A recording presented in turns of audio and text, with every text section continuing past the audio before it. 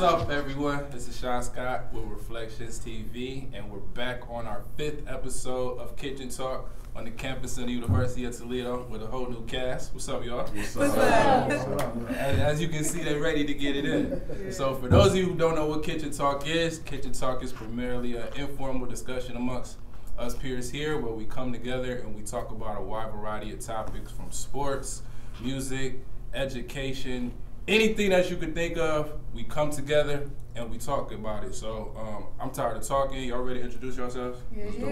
As y'all already know, I'm Sean. Listen, let's go. Hi everybody, I'm Ashton. Hi, Ashton. I'm Bianca. I'm Carlton. 40. Kayla. Jay Winston. Tayshawn Lee. Rashante. And Monique Sachet. Here's our cast. Y'all ready for the first topic? Let's do it. Yeah. Let's get it in.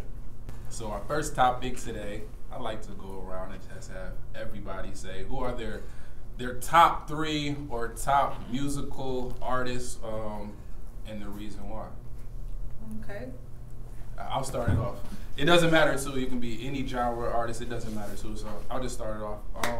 My top 3 as far as rap artists is gonna be J. Cole. What's it between J. Cole and Kanye West because they're freaking musical geniuses. Number 2 is gonna be Usher. This man made an entire album off of cheating on his girlfriend and just became a superstar.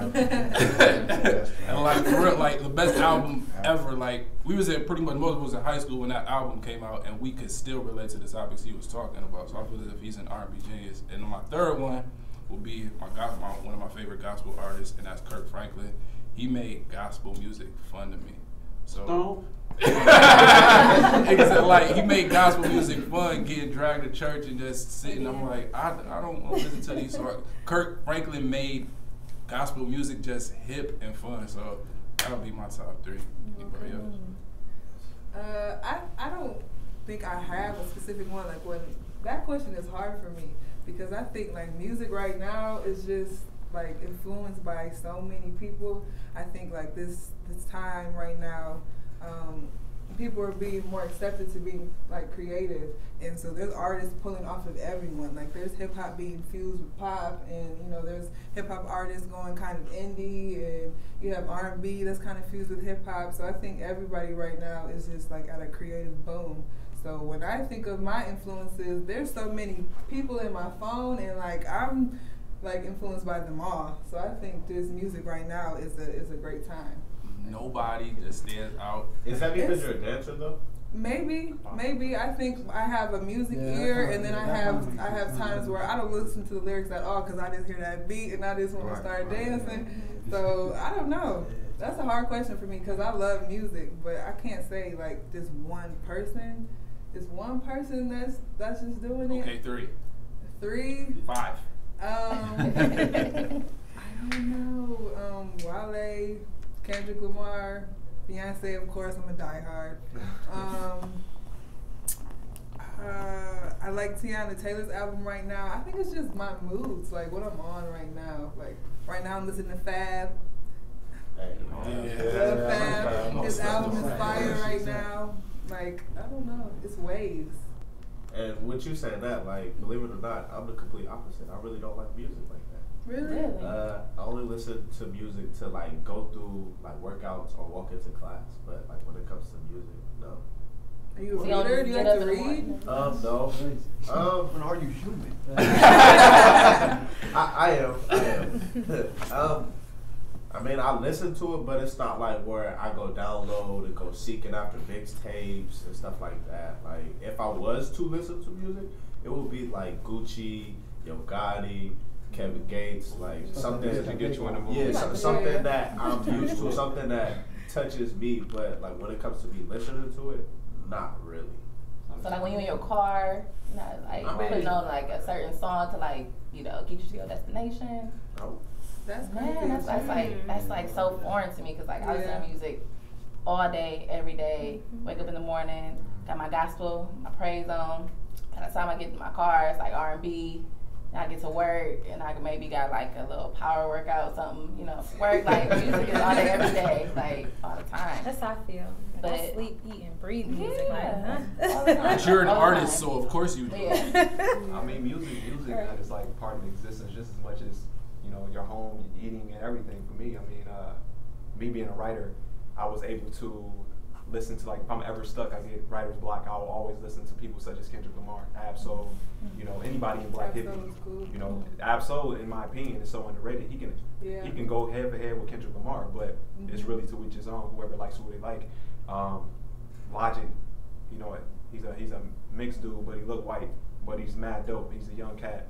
Underground, he just dropped his new album, Under Pressure, and I love Janae Eiko, Frank Ocean. I love people that make me think. And it was crazy. He just dropped a song today. Now I went crazy. Yeah, he did like a cover. He did a cover. Yeah, Yes. I went crazy. That's me.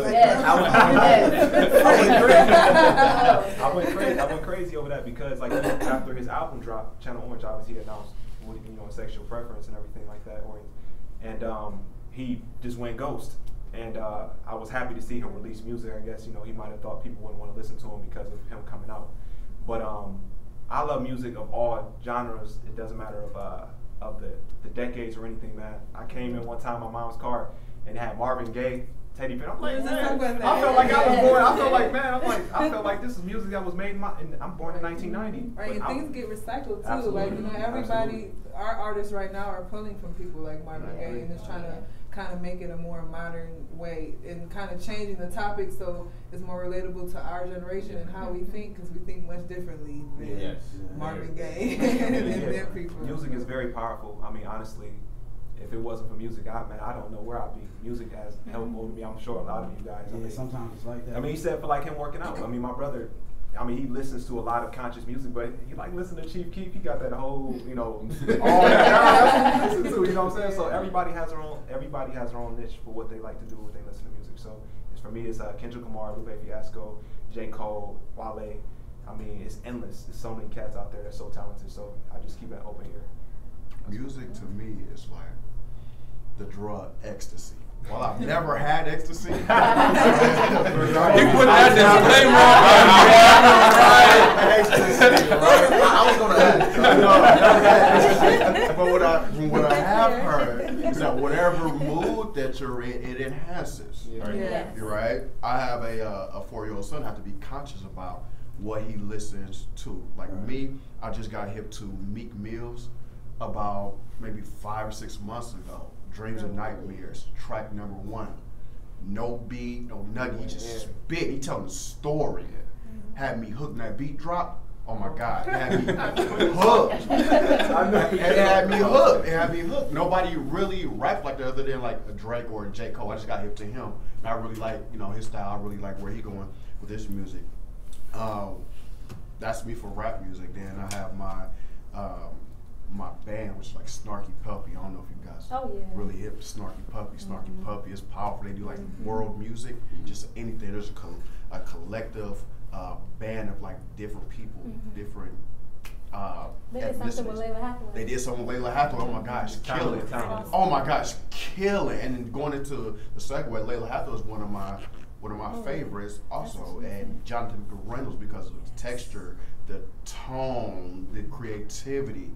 It just goes so far. And what music does for me, it can take me and get me through like some hard times, and I'm pretty sure it gives you a sense of I remember what I was doing when I heard this song. You can be 6 years. I mean, you can be 36 years old, and a certain song come on.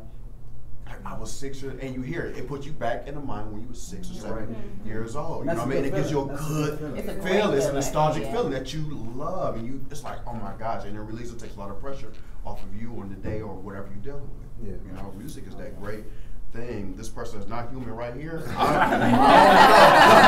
I listen to these comments, I'm just like, man, this is not human on me, man. That's crazy that you say that, man. About it brings you back. I watched this. It was like some short clip. I don't know exactly what it was, but a woman. She was, you know, basically not her normal self. She was an older woman. She lived her life the way she was supposed to have her kids in her 80s, and they knew her favorite song, and she would never really move like that. But when they played it, they put it on her ears. Man, I mean, she was just jamming. And I'm just like, you can never know what she's thinking. She could be thinking all the way back to 6 years old. Exactly. And that's powerful, man. Music is very powerful. It's very powerful. Music is healing. It's therapy. Yeah, it really is therapy. It's like ecstasy. I haven't tried it. But it really is. It really is. I definitely agree with you. I would say Jonathan McReynolds would be in my top, especially the way he did with India Irie. Freaking incredible. And if you ever get a chance to hear him live, he sounds exactly like his CD. And I appreciate people who can do that. But also, is this duo called The Foreign Exchange? I love them. Incredible. They will be in concert next month.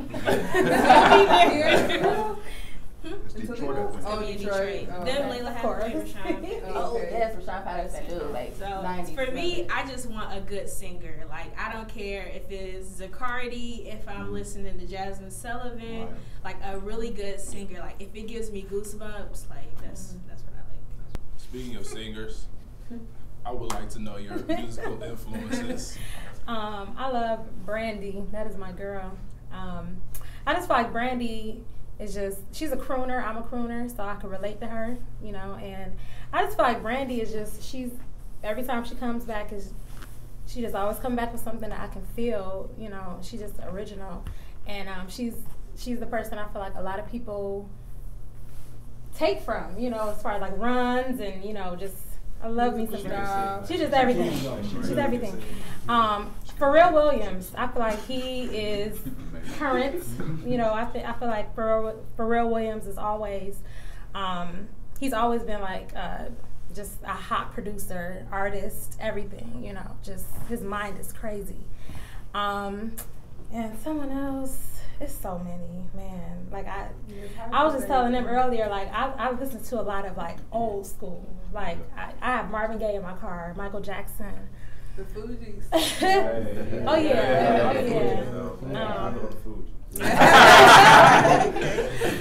Yeah, so I'm an old school person, honestly. I listen to a lot of old school. You really won't find me listening to the radio. I really don't listen to the radio. So Ain't nothing wrong with it. Yeah. I buy albums. That's know, where I really you don't. go to not find good music. Listen to the radio. All right, next topic that we have, a little controversial topic is it right that men and women are held to different standards? Like, why can't women do the same things that us men do? Now, is this in a relationship? Is this in a workplace? Anything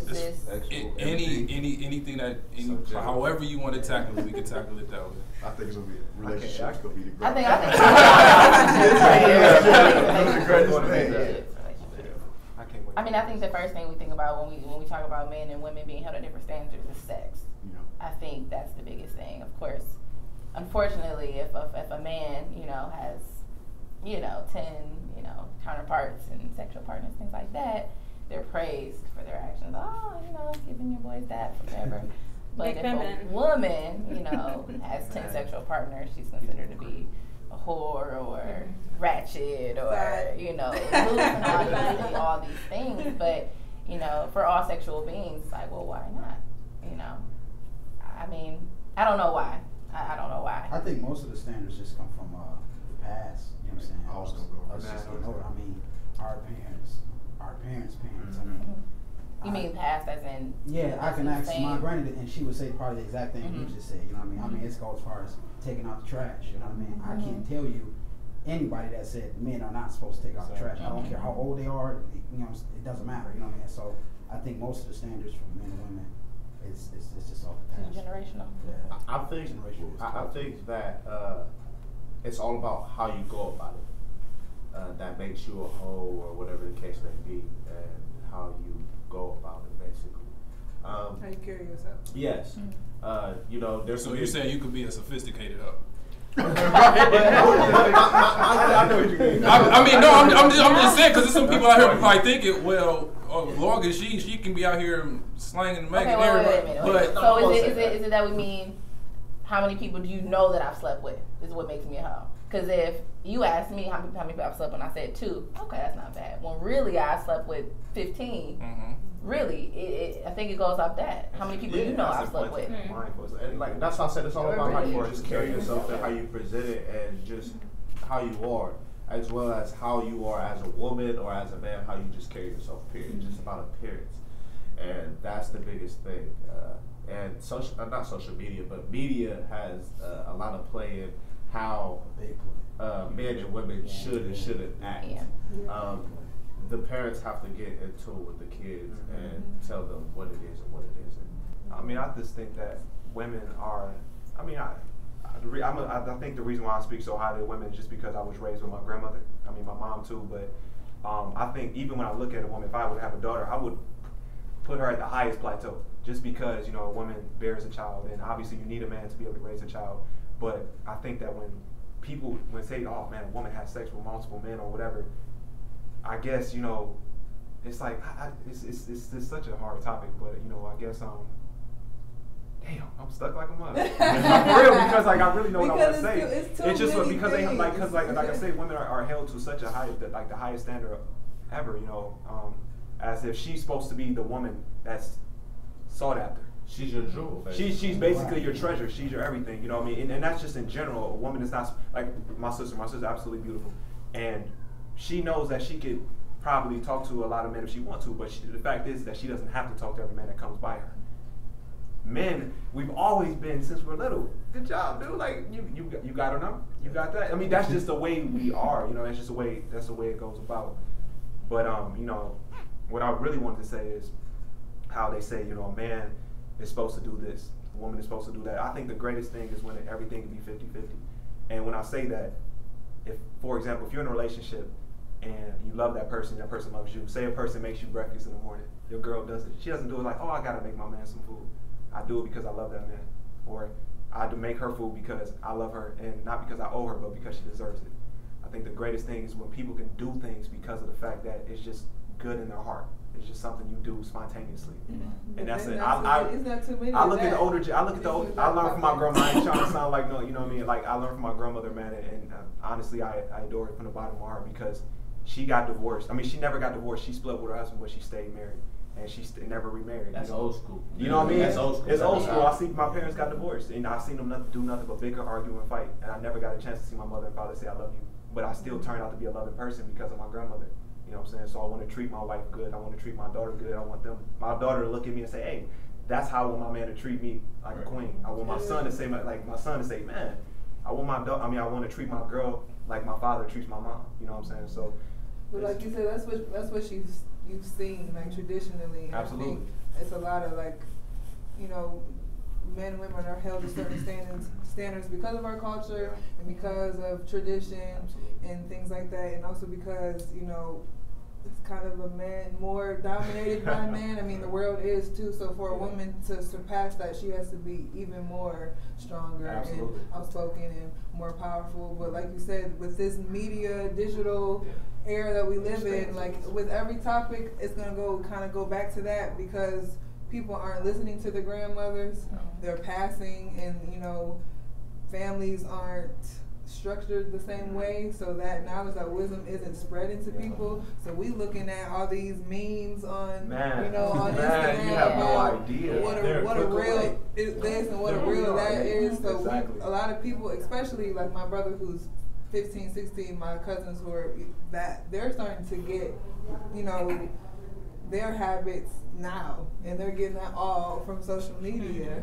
And like there's a lot of younger parents that are our age, and they not spreading none of that onto, you know, their kids. It's like it skipped generations too, when you have people like your grandparents taught their mother well, but maybe she might have failed in her life, and she may never got a chance to teach it to the son. If the son doesn't, or the daughter hasn't got tuned to that, they're going to miss that same knowledge that they could have passed on. So it has to be a revolving door. If I can be an advocate to anybody, I don't care if you're black, white, Hispanic, wherever you come from, if I can speak to you, like, when I see strangers, man, I speak to them like they're my friend.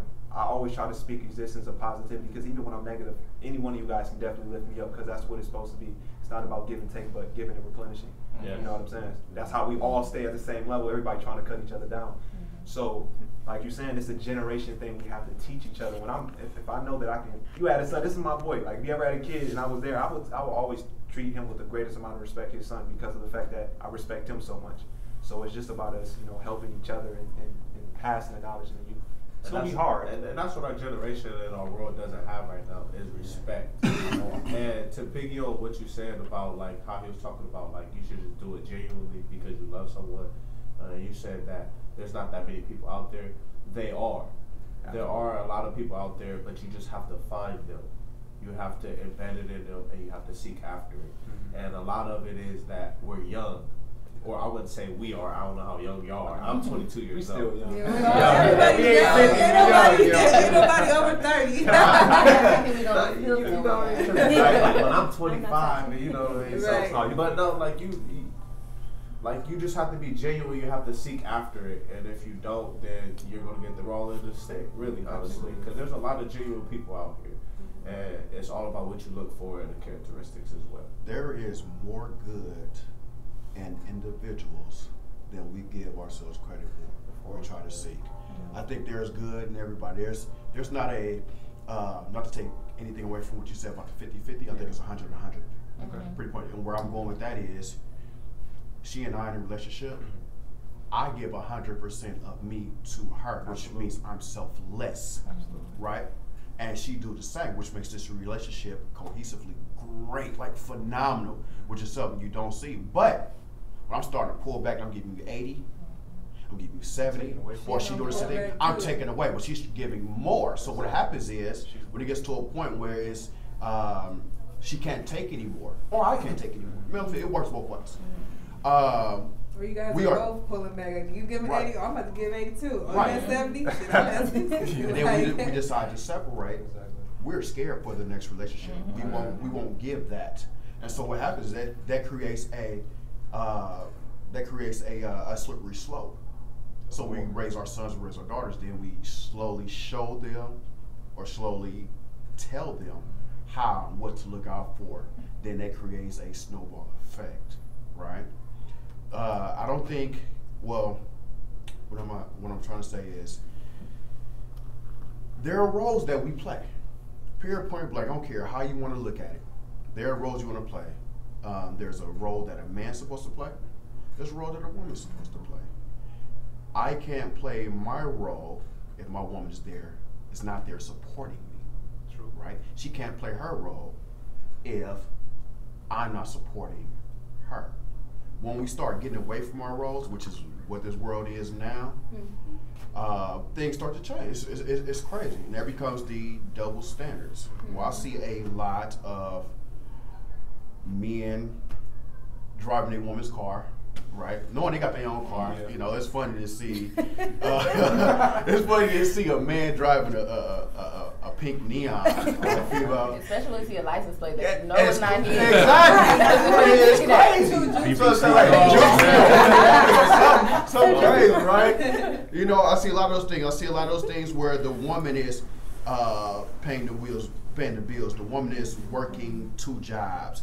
The man, because the man definitely has sat back and let the woman take charge. Not saying there's anything wrong with that. If that's how your relationship is set up, that's how your relationship is set up, and that's how you run, or you guys run your relationship. I'm not debating that. But the man has sat back. And it's problematic because we get away from the design of male and female. Period, point blank. We're men, we dominate. That's just what it is. If you don't believe that, our body parts state that. We pound. Period, point blank, right? I'm just being honest. Just being honest. And the women. Some people try to pull too much from that. I understand that we're all equal. Yes, we're all and all that. But we are 2 different sexes. We are 2 different sexes. We are still men and women. There are still different things that we have. And I think some women try to think too much like men or try to be too much like a man, and you taking away of your essence of being a woman.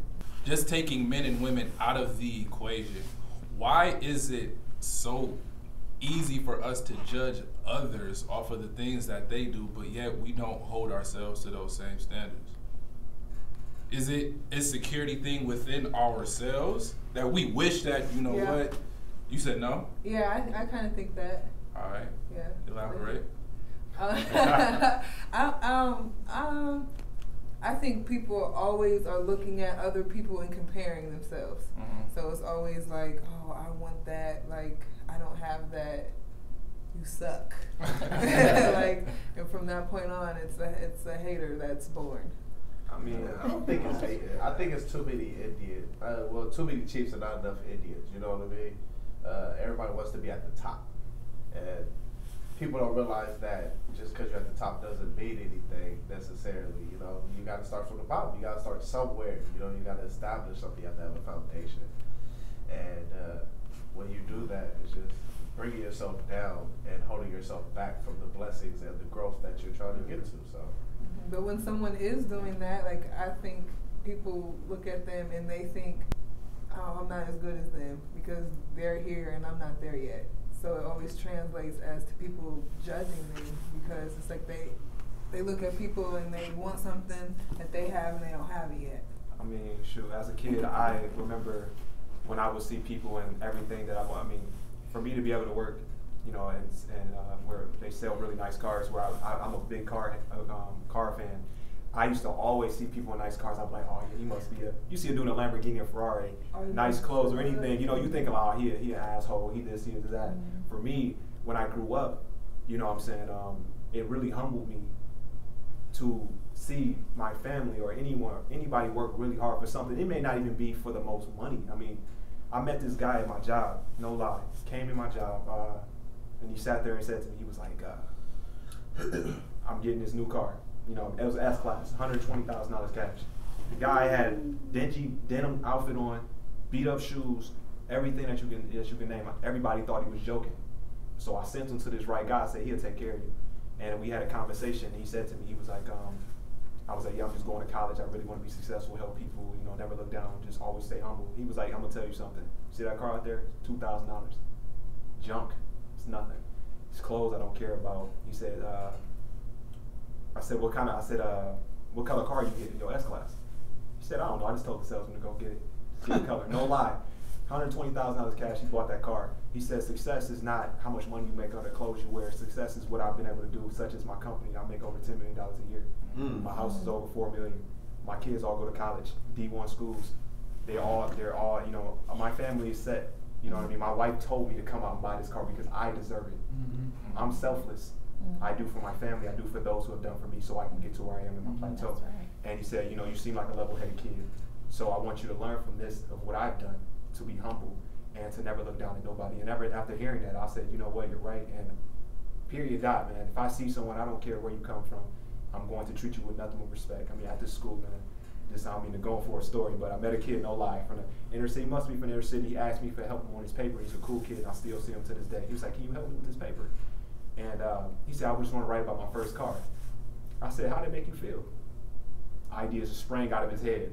He was stuck for so long because he didn't know what to write. And I just told him, how did it make you feel? You know what I mean? When you first got it, oh, you know, I went to my mom's house, I did this, I was able to do that. You know, we have so many ideas of what we can do. Sometimes we just need help to get it out and to reach our purpose. Because I'm sure I'm learning from every single one of you guys, man, for real. You know, it's going to make me better.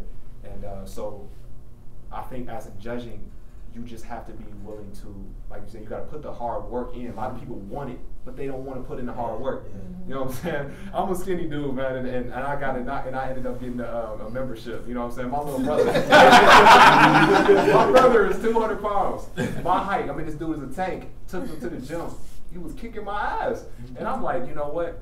And I felt real weak under that bench press, man. I'm telling you, that's one of the things that made me so insecure about being, because I don't like, I wouldn't know nobody think I'm weak. But he said, man, dude, I was there. I was weak. Yeah, right, but look at me now.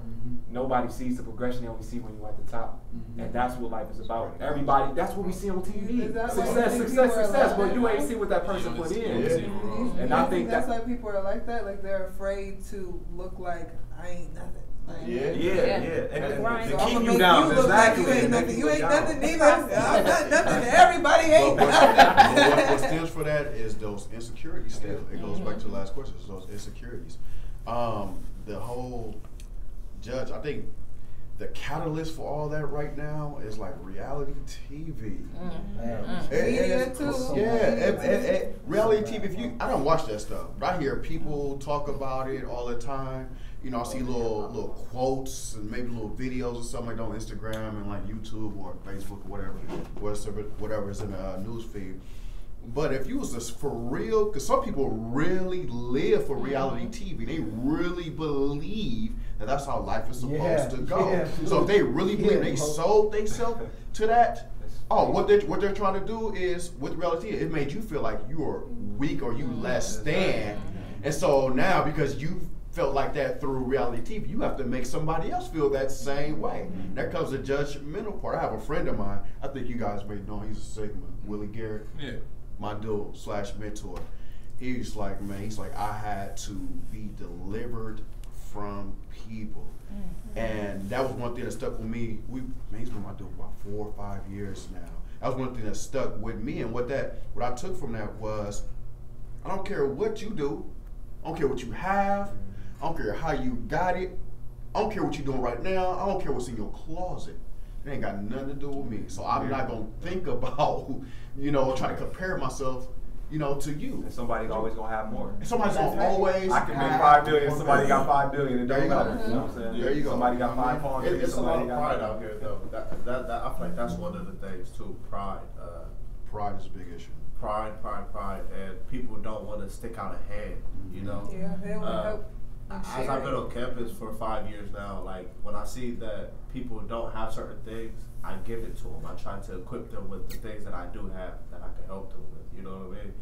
So they may not have clothes. I got shoes. You know what I mean? I got something that you can have. Or if it's the knowledge that I have, I'm going to give it to you. And that's what a lot of people don't do. We don't give what we have.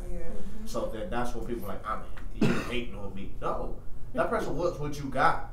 So why don't you teach them how you got it? Exactly. Where you're going. You know what I mean? It's nothing wrong with following. You know what I mean? Some of the greatest leaders had to follow first to lead. And that person that they feel that's hating is actually, when you think about the person you think is hating on you, actually, drawn to him he's thirsty for knowledge, or she is thirsty for something of help. You know what I mean? If they're actually wanting this kind of help, why not supply it? You know what I'm saying? It feel real good, man. Like these guys at Details, a young black dude, man. He said, man, dude, you gonna be running this place, and I'd be so humble, but I'm like, you think that, man? Like, not because I'm insecure, but more so because of the fact that it feels good and to know that somebody can believe in me that I really don't know that well. To see me speak, he said, man, you speak real well, you handle yourself well. It's something sweet that somebody can really look at you and see the good in you. So I was like, I appreciate that, man. You too. I never want nobody who gives me a comment to feel as if they're less than me. Yeah. I'm like, bro, you can do it too. Flat out. Just because I wear a button-up shirt and got nice pants and I keep my hair cut does not mean I'm better than you. If I can help you, I'm gonna do the same thing. That's real. Next topic that we have is loving insecure people. Just a situational. Say you're in a relationship with someone and you know that they are insecure. At what point, or is there insecurity based on you? No, probably not. It can't be. How not? You're in a relationship with someone. She's your significant other. Why isn't her insecurity based on you? Isn't it up to you? No. Why not? Well, if I'm in a relationship, why is your insecurity not my burden to help your insecurity? I mean, I'm not saying that you shouldn't help with her, but I don't think you are the sole reason she's insecure, and it's a certain thing that you have to do internally yourself.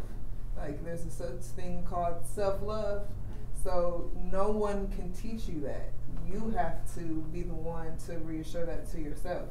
Like, I feel like even if you say, yes, I'm going to help, this person, it's a certain, like, that has to be kind of resolved before you get into a relationship. Because once you're in that relationship, it's going to be exhausting. You're going to be exhausted constantly reassuring, giving people affirmations, and they're not going to believe it. They're not going to take it in. It's going to be like shut doors. And it's at one point, is it going to be like, the person gonna be worn out. Like, it's not even fun to be with you no more, because I'm constantly always just talking about, just, I don't know, always trying to help you out, that we can't together even have fun.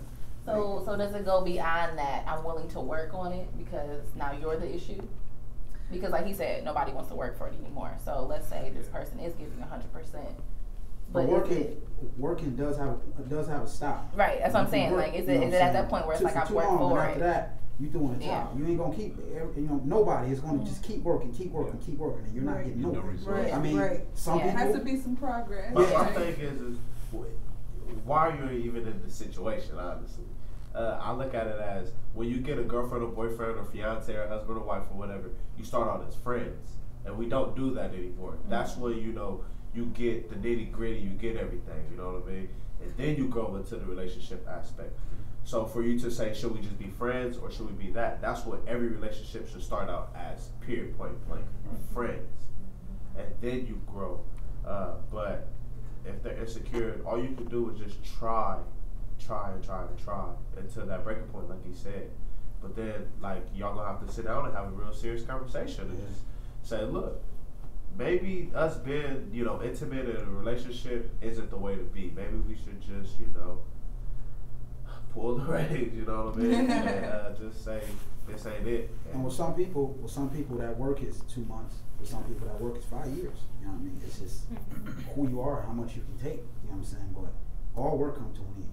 All work. You know what I'm saying? It's tough, but it's just how it is. Have you guys ever ran into like a great salesman that had like a great pitch, like you were just like hooked, right? No matter what the cost was, you was like hooked, and they made it feel like you had to buy this product right here and right now, right? He just sold you. See, the thing is we can meet and we can talk about all of life. We can be friends. And we can talk before we start to say, yeah, we go together, we cool, you know what I mean? People will sell you something, they'll sell you perception, they won't give you the reality, you know what I mean? And you won't find out the reality until 6 months or a year into the relationship. You've invested so much into it. Now you find out all these insecurities that are coming out.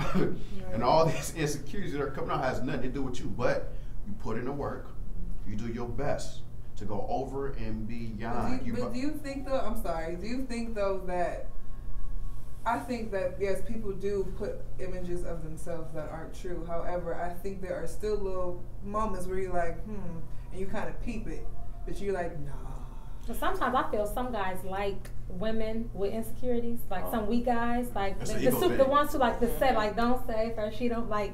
I feel like a lot of guys like to save some women. Yeah. Y'all don't know me when I say save them. Yeah, it's a guy. Like so I think it's like what having the dominance and like sometimes having that woman who's a little it takes a weak man to want a woman that that way. But I just feel like I see that a lot. I see a good guy and I'm like, why is he with her? And it just kind of make me mad because I'm a good woman. I mean, I'm good, but I'm saying like when I used to see that all the time, it just be like, why is he with her? So. But then can you look at it as like he's good for her, but may not be good for you? Yeah, You know what I mean? Because a lot of people be looking at good situations and they're like, oh, he's real good or she's real cool. You know what I mean? Like I wouldn't mind, but then all in reality, she's not for you. Right. And I don't know where I saw this, but it's like sometimes like you can even be in a relationship with someone and you guys can both grow, but we're still not good for each other. We just grew, so the next people we can be grateful for. Right. And that's just life. Like that's just is what it is. Lessons we all, what I'm saying, no matter what we do, relationships especially, we get lessons, you know what I mean? So see, when you talk about lessons, I think like when you mention perception, selling somebody perception, I think you sell perception when you haven't learned a lesson. Because I feel like in my past relationships, I've learned a hell of a lot, and even though it was painful, I'm thankful for that because now I know what my deal breakers are. I know what I'm going to tolerate, what I'm not, and I know a lot more about myself. So I don't have to sell you perception anymore because I'm 100% comfortable with who I am and things that I need to be able to communicate that with you. That's cool. But when you tell me what your deal breakers are, you tell me what you're not gonna deal with, I'm like, I'm the same way. Oh my gosh, right? Okay. Let's slice this bread because we at a restaurant eating, right? But until we invest that time and we have, you know, we spend intimate moments, okay? And we, about a year or two, probably not even that long, about 6 months after the fact, where I know I got you hooked. This is how people think, not me. It's not me. That's my disclaimer. It's like ecstasy. It's not me. The insecurities start to come out. You know, they start to come out, and then what I've experienced is insecurities have come out, and it began to have me insecure. Like, am I the problem? You know, so now I'm walking on eggshells, trying to do everything. I start sounding like Kevin Hart. Oh, you want that, babe? You want that? All right. You know, I started sounding whatever she wanted. You know what I mean? Because she was insecure, and then now I'm insecure, so I feel like I'm the worst part of the relationship, the weakest part of the relationship, when really it was that person's insecurities shadowed me, which caused me. But people can, like I said, and like you said. That's still where communication comes in, though, because I'm sure there will still be people are great liars. Insecurity, and you're right, they are. You're right, they are. But I still think that, I mean, you have to know what you want and what the other person wants, and have to be willing to work at it, of course. But again, like, even though I might be insecure, because I know myself, I know I don't want that to affect the other person. You know what I mean? So maybe I'll work harder on my end to not do or say something. You know what I mean? Like, I think when you know yourself, you can work on that. Yeah. You know, that's the prudent individual. Not everybody else. Right. Right. And that's what I'm speaking about me. Like, I'm saying for me. Right. You wait a second before you get my question is, are some insecurities, or do certain insecurities have more significance than others? I mean, an insecurity. That's the way I look at it. Insecurity is insecurity. Like, you know what I mean? Like, it can be the smallest thing that's blown like exactly. Like you would dwell over that, and it can be like the smallest thing, what you have on. All right, last topic that we have, on a serious note, with the recent acts of, you know, injustice that have been going around, and the influx of marches and petitions that have been going around, do they still have the same effect as they did back when Grandma and Grandpa and MLK and all them were petitioning back then? Or is these recent influxes just, you know, based off of them because we want to keep that going, but we really don't have the heart that we had back when they did? Are we really lazy as compared to them? Do they still have the same effect? No, I don't never have the same effect. They needed that, you know what I mean? Like, what we're fighting for is something that we don't need. I feel like we kind of bring it on ourselves. And when I say that, is because they wanted freedom. They wanted to be able to talk and speak and be able to do things in public. They had to go to the back door to get food and stuff like that. And like when you got Mike Brown and Trayvon Martin and stuff, like, it was kind of taunting the police to do things. So it was kind of a reaction, you know what I mean? For every action, it's a reaction. It's actually kind of interesting because I just had this conversation like 2 days ago. For every action, there's a reaction. So they're just doing things. Yeah, the history is repeating in an aspect, but at the same time, we don't need these things. We could be petitioning and marching for different things that's more powerful in a sense. Such as? School.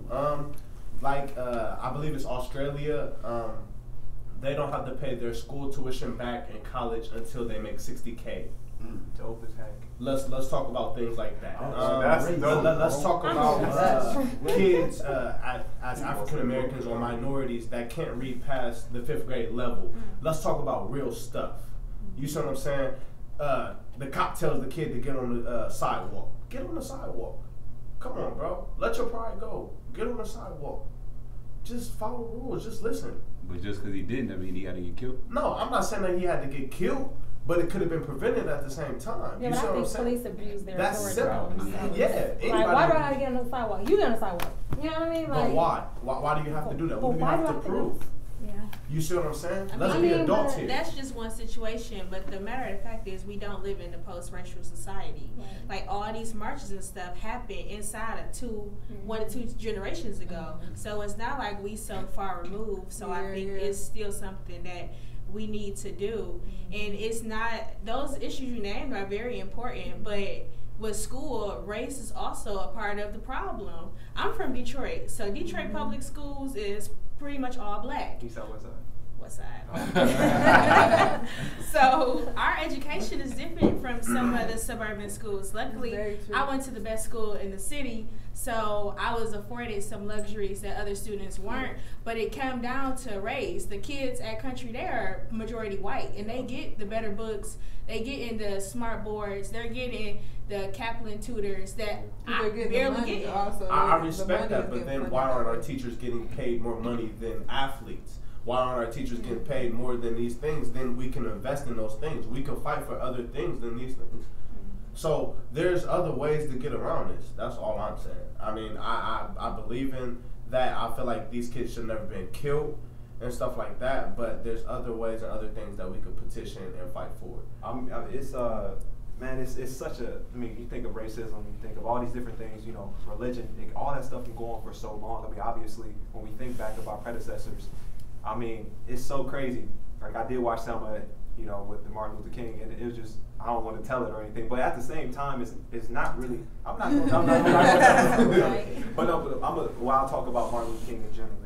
You know, the things that they did, obviously, they were facing a lot more adversity. Yeah. I mean, it's just crazy from where we come from. It's like when you think of as a people, you should be very, very proud. You know what I mean? Like, when I watch that stuff, it's like, man, if I got a chance to meet any of my predecessors, man, I would be extremely happy. You know what I mean? Because they're super strong. I mean, to sit there and not just march, but they go not just to a Senate, they go actually to the White House. He's actually at the White House. The person who's actually marching is willing to go to jail with the people he's marching with. A lot of people are willing to cause a lot of rant, but they're not willing to lead themselves. You know what I mean? The whole Trayvon Martin thing, I used to wear a DJ. I used to wear Gino Green Global, Jabot. Man, like I said, I'm a thin dude. I wore 36 pants. I can't fit no 36 pants. Them things would be to my knees. My belt was chewing itself. I wore 3X hoodies. You know what I mean? I don't think that someone should have to tell me, hey, I need you to dress in Sperry's and I need you to dress in. Don't get me wrong. Obviously, when we think of a business standpoint, yes, you should be more articulate and everything like that because that's a professional setting. But we have our culture for a reason. Everybody dresses differently. I mean, you have third world country where people have no shoes. You know what I mean? Philippines, Africa. And people like to mimic that culture. Exactly. And like they say, African Americans, you know what I mean? And like I said, I come from a household where my family, on my grandmother's side, can be Irish, they can be Polish, I have no idea. My dad's side, they can be from, I have no idea, part of Africa. I have a household that's very mixed all around the board. And so I try to think first before I reply with rage. Like I said with Trayvon Martin, it was horrible. You know what I'm saying? Because it's a double standard in the situation. Think about it. If you got a man who's following you, he's thinking bad of this person, but I'm thinking bad of you too. But the thing is, I stay here. There's no way you should stop me. And then that's why I sat there and I said, for the fact is that he had a reason to be here. You know what I'm saying? If you see a woman walking down the street with a person, a guy is following her car, you think she ain't gonna run? Right. She's gonna run. Right. And if a man jumps on her, she's gonna fight. Right. You know what I'm saying? So if the situation did handle the way it is, you got somebody with a gun, a person who doesn't. I'm not looking at skin color in that situation. Although it could have been the ulterior motive, it was just about right and wrong. Yeah. You had hands, even if you whooped him or whatever, that could have been handled. But the fact is that he had nothing. You know what I'm saying? People get in fights all the time in their own neighborhood, and people handle it differently. So, like I say, the whole situation with now and the protests and everything, of course, is going to be less significant with marches because that's not how you do things now. Because we have came so far, racism is still alive, and I mean all around the board, not just black and white, but period. I mean, you look at the Islam and all the different religions, people still, when you think of a vampire, you know what a vampire look like. If somebody say a terrorist, they're going to put that description on one body. Not to white people, not to black people. They're going to look at a certain race, period. That's when they create something. So I think that it's more so what we can all do as a people, not just white, not just black, but everybody. Yeah, like because the mentality. I think it's like you said, the marches and protests and things like that were done, like you said, because it was like they had to do that. We did not have those resources whatsoever. And also, I do think there are a lot of resources that are taken away from us. In a sense, they're still there. We just have to kind of go through all different types of ways to get there. But that's when I think we should be fighting to change our mentality, because if everyone's mentality was changed, we would know those ways to get there. We would know those loopholes, and we could change the mind.